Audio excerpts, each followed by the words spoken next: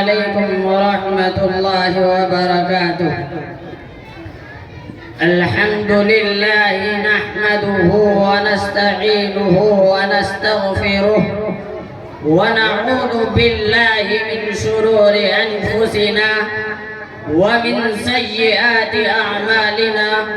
من يهده الله فلا مضل له ومن يضلله فلا هادي له. ونشهد أن لا إله إلا الله وحده لا شريك له. أما بعد، أعوذ بالله من الشيطان الرجيم. بسم الله الرحمن الرحيم.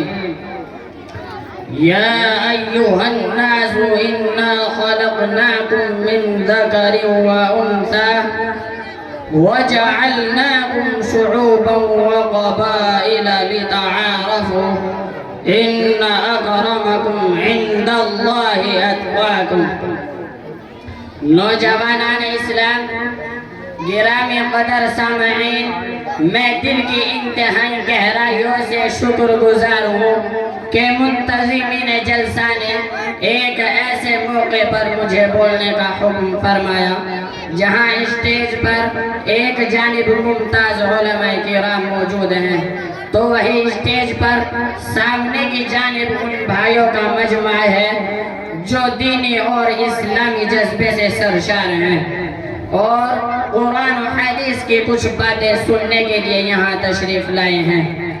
اس اعتبار سے دیکھا جائے تو یہ مجلس نہایت باوقار اور باعظمت مجلس ہے، جس میں اپنی شمولیت کو میں اپنی سعادت اور اپنے حق میں انعام الہی خیال کرتا ہوں۔ بارگاہ خداوندی میں دعا ہے کہ دین کے خاطر چند لمحات کے مجلس ہمارے اور آپ کے لیے خیر و برکت کا سبب بنے۔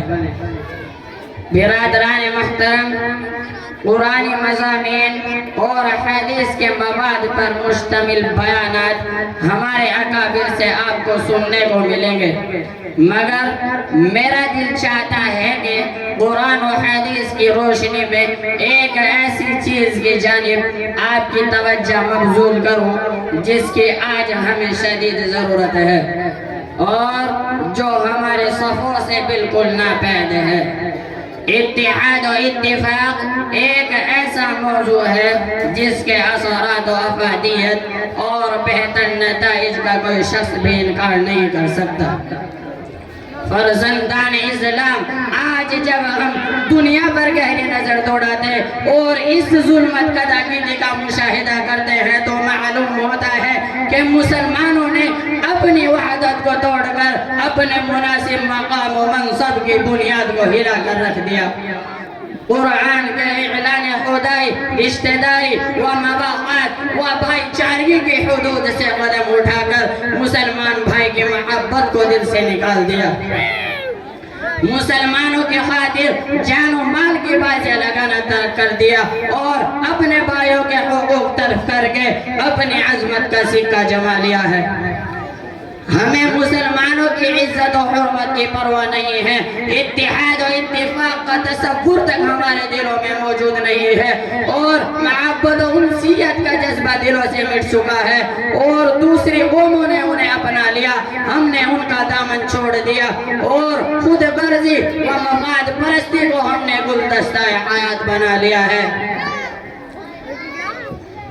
اور خود غرضی مسلمانوں کی عزت و حرمت کی پرواہ نہیں ہے، اتحاد و اتفاق کا تصور تک ہمارے دلوں میں موجود نہیں ہے اور محبت و انسیت کا جذبہ دلوں سے مٹ چکا ہے اور دوسری قوموں نے انہیں اپنا لیا، ہم نے ان کا دامن چھوڑ دیا اور خود غرضی و مفاد پرستی کو ہم نے گلدستہ حیات بنا لیا ہے۔ ہم نفرت و عداوت کے دلدل میں پھنسے ہوئے ہیں، ہم اپنی تاریخ وحدت، داستان یکتائیت کو فراموش کر کے اخلاق و اعمال کی دنیا میں انگارے برسانا، ظلم و ستم اور جبر و تشدد کے جھنڈے لہرانا اور اپنے مطلب کے گیت گانا شروع کر دیا ہے۔ آج ہمیں معلوم نہیں کہ ایک مسلمان سے ہمارا کیسا رشتہ، کیسا تعلق ہے، اور مسلمانوں کے ہم پر کیا حقوق ہیں، اور خدا تعالیٰ نے ان کی عزت و حرمت کی حفاظت کی کیسی ذمہ داریاں عائد کی ہیں۔ ہم کیا ہیں، ہمارے اندر کیا ہونا چاہیے، ہمارا قلب کس چیز سے روشن ہوگا تو کامیابی و کامرانی ہمارے قدم چومنے پر مجبور ہوگی۔ کسی شاعر نے کیا ہی خوب کہا ہے، دل بدل سکتے ہیں جذبات بدل سکتے ہیں، دل بدل سکتے ہیں جذبات بدل سکتے ہیں، ملک کے فکر و خیالات بدل سکتے ہیں، دور موجود کے دن رات بدل سکتے ہیں، تم بدل جاؤ تو یارو حالات بدل سکتے ہیں۔ نوجوانان اسلام، آج مسلمانوں کو صرف اتنا معلوم ہے کہ ہم انسان ہیں، مگر یہ معلوم نہیں کہ ہمارے اندر انسانیت بھی ہے یا نہیں۔ ہم مسلمان ہیں اور مسلمانیت کا کردار ہمارے اندر موجود ہے یا نہیں۔ ہم آدمی ہیں مگر آدمی سے گورے ہیں۔ اگر ہمارے اندر انسانیت ہوتی، ہمارا دل اسلامی جذبے سے سرشار ہوتا تو ہم مسلمانوں کے جانی دشمن نہ ہوتے، اتحاد کے خیموں میں آگ نہ لگاتے، وحدت کے قلعوں کو مسمار نہ کرتے، حقوق انسانی کو پامال کرنا اپنا مطمح نظر نہ بناتے، بلکہ ہم گلستان دہر میں وحدت و یکتائیت کی بہاریں لاتے اور کوئی قوم کے مشاع میں جا کو معطر رکھتے۔ ہم مسلمانوں کی راہ میں کانٹوں کی بجائے پھول نچھاور کرتے، ہمارا وجود مسلمانوں کے لیے کارگر ہوتا، ہماری زندگی کی ہر ساتھ مسلمانوں کے لیے مشعل راہ ہوتی، اور خدا تعالیٰ کا فرمان ہمارے دلوں میں انگڑائیاں لیتا اور رگوں میں خون کی طرح دوڑتا ہوا نظر آتا۔ مسلمانوں سے ہمارا گہرا تعلق ہوتا اور مسلمانوں کی زندگی ہماری زندگی ہوتی، اور مسلمانوں کی سوچ اور مسلمانوں کے افکار و نظریات ہمارے دل کی آواز ہوتے، اور ہمارے جسم کا ایک ایک جزء مسلمانوں کے لیے وقف ہوتا۔ برادران محترم، آج مسلمانوں کو صحابہ کرام رضی اللہ تعالی عنہم اجمعین کی زندگی سے سبق حاصل کرنے کی ضرورت ہے۔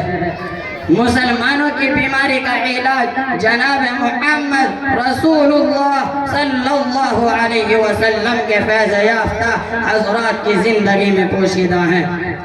حدیث میں ہے، ایک صحابی فرماتے ہیں کہ میرے بھائی جہاد میں شریک تھے، میں اس سوچ میں پانی لے کر گیا کہ شاید ان کو پیاس لگی ہو، اور جب میں میدان کارزار میں پہنچا تو دیکھا جان کنی کی حالت میں ہے، پیاس سے ان کا حلق خشک ہے، موت نے اسے اپنے لپیٹ میں لے رکھا ہے۔ میں ان کے قریب پہنچا تو اچانک بغل والے نے پانی طلب کیا، تو بڑے بھائی نے کہا پہلے ان کو سیراب کرو۔ پھر میں ان کے پاس گیا تو تیسرا تڑپ رہا تھا، پھر میں ان کے پاس گیا تو ان کے قریب سے ایک شخص نے پانی طلب کیا، تو میں ان کے پاس ابھی پہنچ بھی نہ سکا تھا کہ چاروں کی روحیں پرواز کر گئی۔ اللہ اکبر۔ جانکنی کا وقت ہے، موت نے اپنی آغوش میں لے رکھا ہے، مگر اس وقت بھی انہیں درس قرآن یاد ہے۔ مسلمان بھائی کی محبت اور جذبہ ایثار قلب میں امڑ رہا ہے، دوسرے کے خاطر اپنی جان دینے کو تیار ہیں، مگر اپنی پرواہ نہیں کی، اور دل کی تہ میں یہ صدا گونج رہی ہے کہ میں جان دے سکتا ہوں، گردن کٹا سکتا ہوں، اپنے آرام و راحت کو قربان کر سکتا ہوں، مگر یہ برداشت نہیں کر سکتا میرے رہتے ہوئے ایک مسلمان کی جان چلے جائے۔ وآخر دعوانا الحمدللہ رب العالمین۔